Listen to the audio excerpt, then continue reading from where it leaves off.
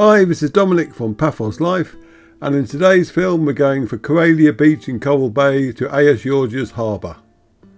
So let's have the map up first of all, and you can see us starting at the beach and driving up to the Edro III shipwreck. I have a little wiggle there because the road was closed that I wanted to show you.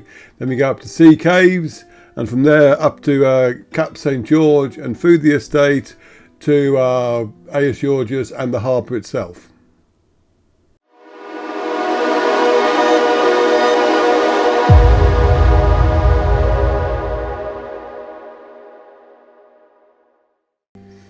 So yes, I'm starting in the car park for Coralia Beach. This is a free car park and there's plenty of room there, so if you come for a visit, that's where you park your car.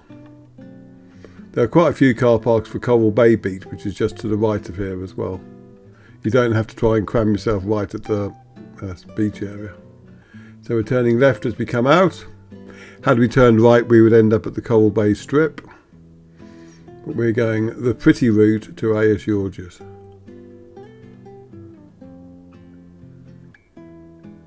There's a few residents and village. I think there's a hotel up here too. On the left soon. Not sure what that is. I will have to look that up though. Now the road from here to Sea Caves is pretty empty in terms of buildings and stuff, but there are a few turnings to the left which take you to nice secluded little cafes and restaurants. And if you want a remote place to walk along the coastline, those are the places to go to. I'll do a feature on them at one point, but not today.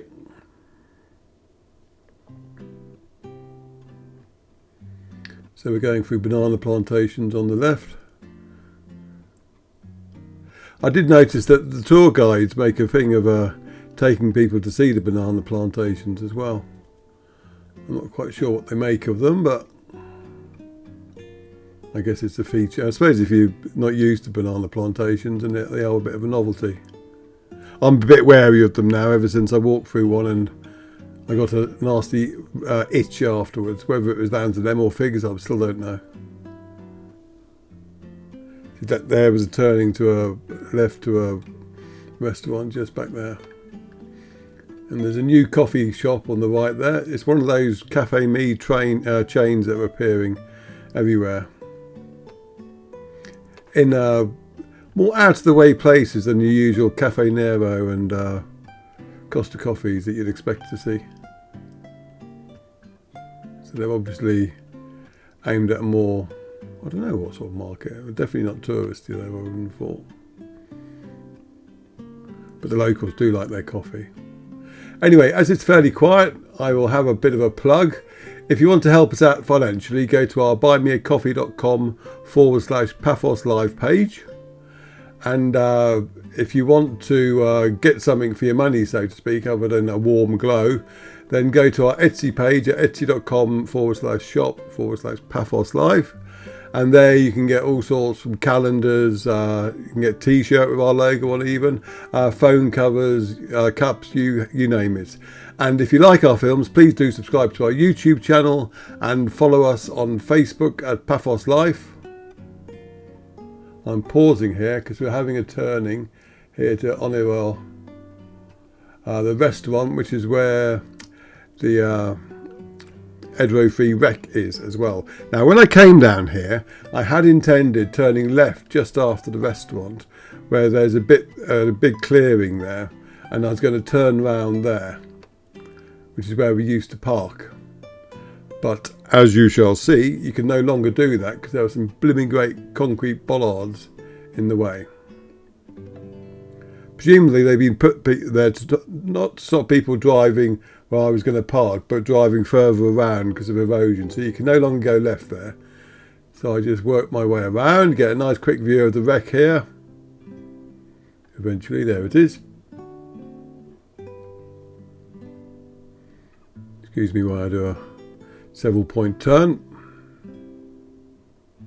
Now, at this point I was curious as to whether there were bollards on the other side as well. So I figured I might as well drive back that way. So we're going to go back on ourselves a little bit now. Yeah, anyway, where was I? The Facebook page is Paphos Life, and we also have a Facebook group called Paphos Chat. And if you have questions about Cyprus in general, then you can go to our bigger group for the whole of Cyprus called Cyprus Chat. Now, I mentioned especially these groups because they're very good if you have questions about, I don't know, for instance, moving to Cyprus. I mean, I make films, etc. on YouTube, and my experiences is like web development and stuff like that. So I'm not the best person to give advice on moving to Cyprus. However, our Facebook group, Paphos Chat, has got over 30,000 members, and some of them will be experts in that sort of thing, or they will know who is an expert. So in my advice to you, if you're thinking about moving to Cyprus, or you want advice about Cyprus in general, join several of the Paphos Facebook groups that there are, because there are a number of them, and you'll also find groups for specific villages and stuff like that. Just join the ones that are of interest to you and post on there. Be nice, etc. And you'll get plenty of responses, because people have done what you're thinking of doing already. I know Brexit would have made things more tricky, but I know people are still doing it. So don't be afraid to go online and ask people. What you don't want to do is to listen to one person and get stuck in a funnel, because there are many people out there who can help you. I mean, I can give you help on social media marketing and stuff like that, but I wouldn't want to give anyone advice on moving. Anyway, so we've done a loop back, and we're coming up to the Edro III from a different angle now. And you used to be able to drive to the left here, but I believe that's all blocked off again now. Yep, there's all these rocks along here. So they're obviously keeping people away from that area, presumably because of erosion, or actually it might even be because people drove off the edge once. That could be why it's all blocked off now. I don't know. But that's the Edro III wreck and how you get to it. And the next thing along will be the CKs themselves. Now, you drive past the CKs, but if you do that and park, unless you put on a little bit of a walk up the hill, you're going to miss the best bits. So bear that in mind when you on this drive. When you see them, don't think, is that it? There's a lot more, but they're hidden over the other side of a point, so to speak. But we'll get there soon enough.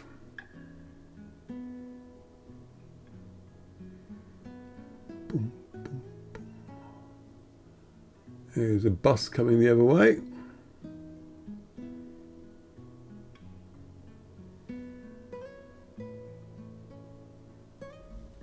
Oh, it wasn't a bus, it was blue, but it looked like there was either a water tank for somebody's pool, or it was a tank for cleaning out septic tanks. Because there are a lot of those in Cyprus because of the lack of a decent sewage infrastructure for some of the villages.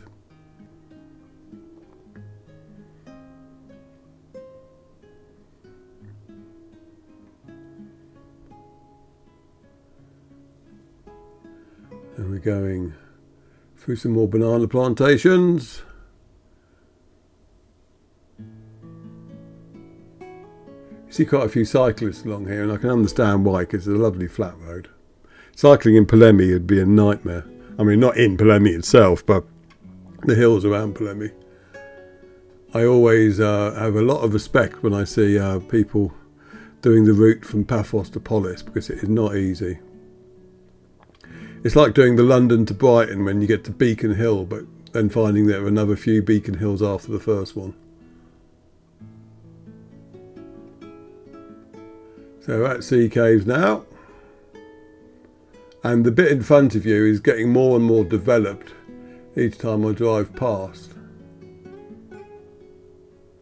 Which is part of modern life, I guess. But there's the rocks on the left itself.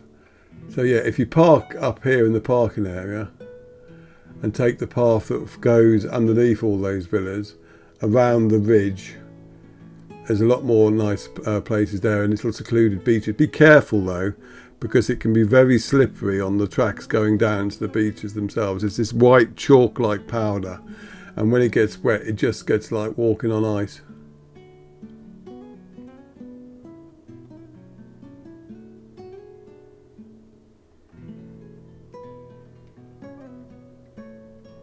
Not very nice driving on either. I'm not saying I've driven up there, but I've driven on a track on the side of the Azusa Valley that had that kind of tour, and we just couldn't go up it. And I had to reverse down this track. I remember it was the one time my wife had been so afraid that she was outside shouting instructions, and she leant into the car to get my phone and just said, "That's in case you go over the edge, and I need to be able to phone for help."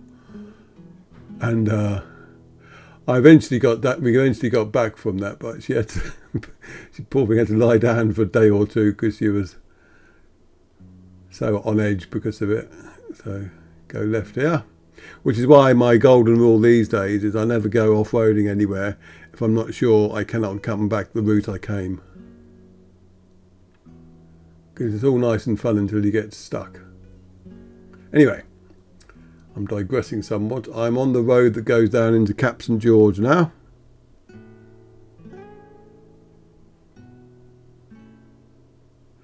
And I still can't get over how large this development is. And it's still growing, I think, a little bit. But from what I've heard from people who have stayed there, it's very nice there. I mean, any new development will get stick from some of the locals, but and it does look very nice at Christmas as well. All the trees are illuminated with Christmas lights.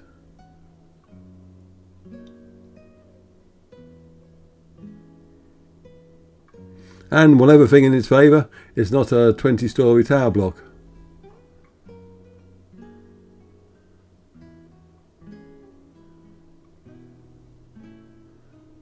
Here comes the... There will be soon a turning on the right which takes you to, I think it's the actual hotel, whereas the main complex and restaurant, etc. is on the left. There's a turning to the hotel. We go down here. There's Ionissos Island in the distance. Just posted a film of that.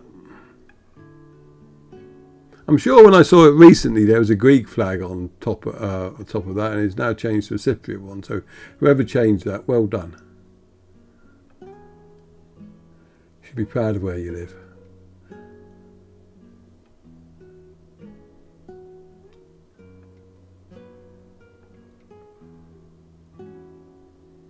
And this is the main resort. Now there's a little beach on our left at this next junction, but I'm not going to go down there because I think the route to it is pedestrianised, which doesn't work for a driving film, obviously. But it's a nice enough little beach.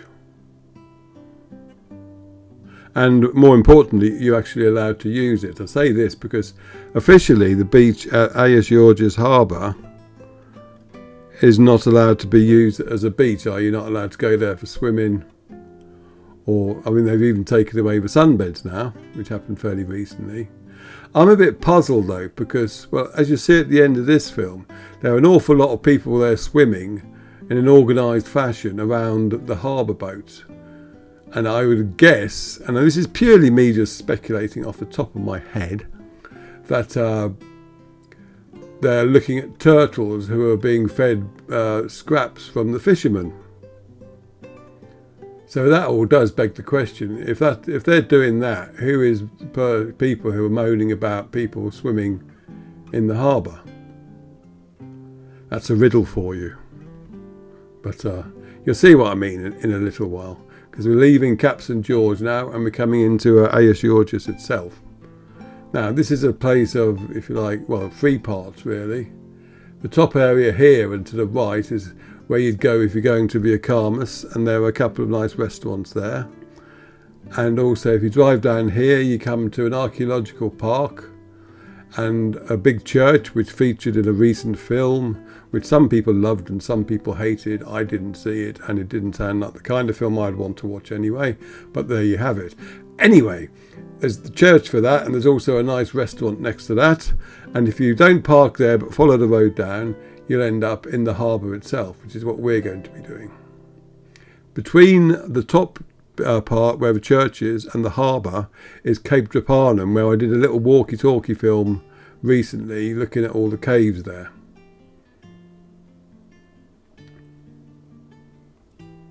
If you do that, do bear in mind my warnings I gave in the film about snakes, etc. On the right there is an abandoned hotel. It's abandoned not because of businesses going broke or anything, but because of a family dispute, believe it or not. Whether it'll get ever reopened or not, I don't know. Someone actually phoned me up and was asking me, and I said, I haven't a clue. It's nothing to do with me. I run a website, but because I'd written an article about it and that was the only thing that came up on Google, they figured I'd know the answer, so I had to disappoint them.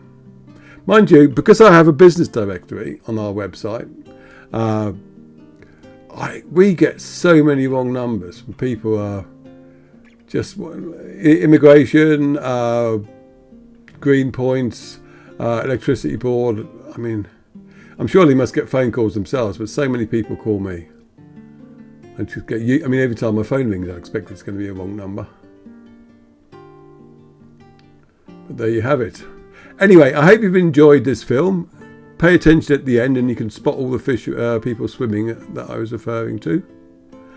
As I said, subscribe to our channel, buy us a coffee, get something off our Etsy page, join our Paphos chat group, follow our Paphos Live Facebook group, buy us another coffee because I'm thirsty, and just have a good time, and we will see you in the next film. Cheers!